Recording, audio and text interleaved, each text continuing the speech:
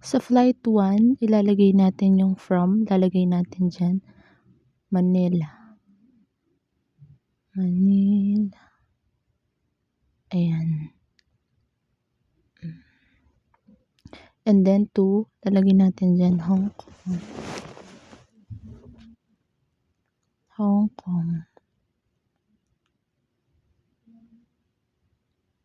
Tapos sa date, departure date, ang napili ko dyan is December 2. Ayan. Sa flight 2 naman, from Hong Kong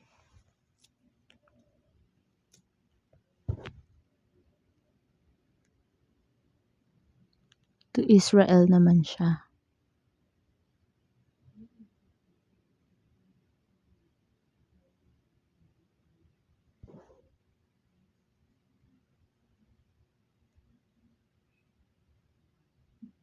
Ayan. Tapos yung departure date natin, napili ko dyan is December 5.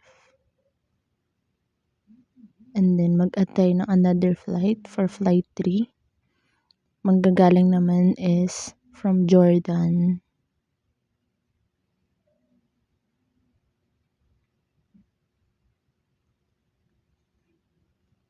to Hong Kong naman tayo.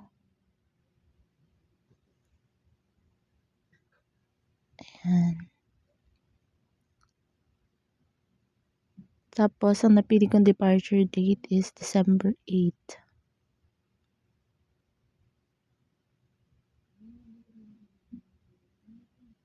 Ayan. Then, for flight 4 naman, ang ilalagay natin from Hong Kong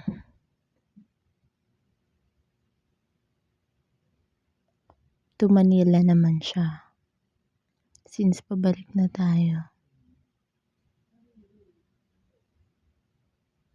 Tapos, departure date natin is December 11.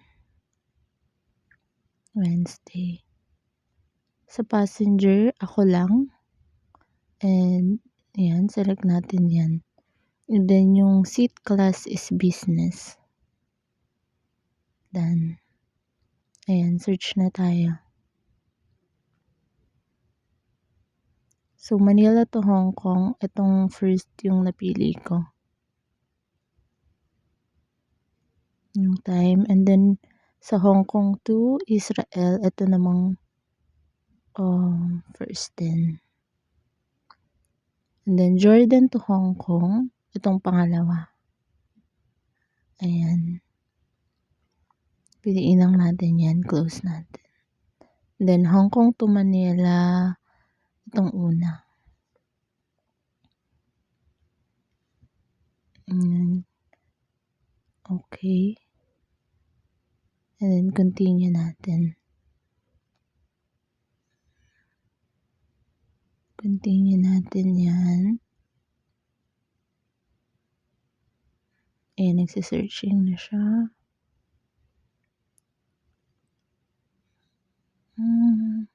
So, ilalagay natin yung contact details natin. Yung family name, which is yung Flotildes.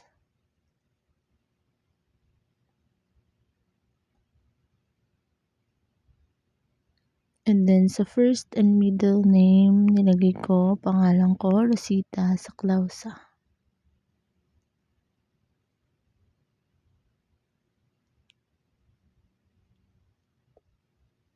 Then, yung sa number, 0926-5939012. And yung email din. Ayan. Save na natin. So, ayan, double check na lang natin yung mga flight natin. And then, we're ready to go. So, sa hotel naman, maghahanap tayo ng hotels nearby in Hong Kong. Hong Kong, ayan. Search natin. Then, 1 room, 1 adult. Set natin yung date, which is December 2 to December 10. Ayan. Continue, search. 1 room, 1 adult, then apply natin yan.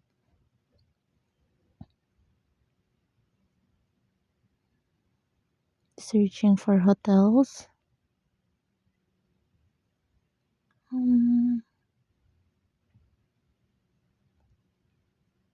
Ayan, click natin 5-star hotel. So, ito yung napili ko yung first, yung Regal Hong Kong Hotel.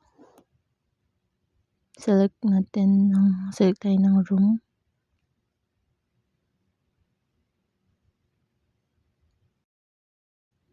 Ayan, maghahanap tayo kung ano yung gusto natin.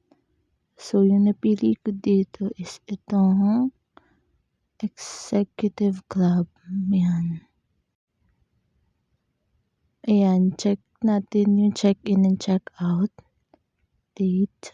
Tapos, ayan, ito yung babayaran natin.